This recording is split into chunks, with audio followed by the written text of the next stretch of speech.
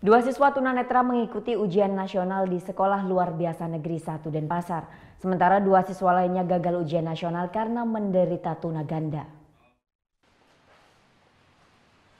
Meski memiliki keterbatasan fisik, dua SMP Luar Biasa SLB Negeri 1 Denpasar ini tak ingin ketinggalan mengikuti ujian nasional Selasa siang. Siswa SMP LB ini masih menjalani ujian berbasis kertas dan pensil atau UNKP.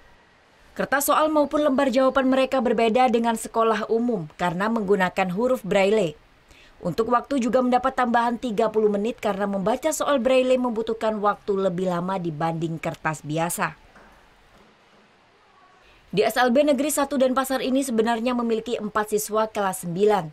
Namun 2 siswa lainnya hanya mengikuti ujian sekolah karena menderita tunaganda, tunanetra, dan gerahita.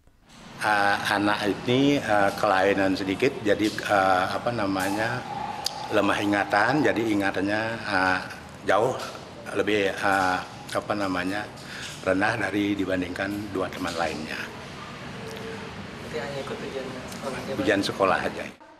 Sampai saat ini seluruh proses ujian nasional di SLB Negeri 1 Denpasar berjalan lancar. Ujian akan berlangsung selama 3 hari dengan mata pelajaran Bahasa Indonesia, Matematika, dan Bahasa Inggris. Muhammad Hasanuddin melaporkan untuk NET.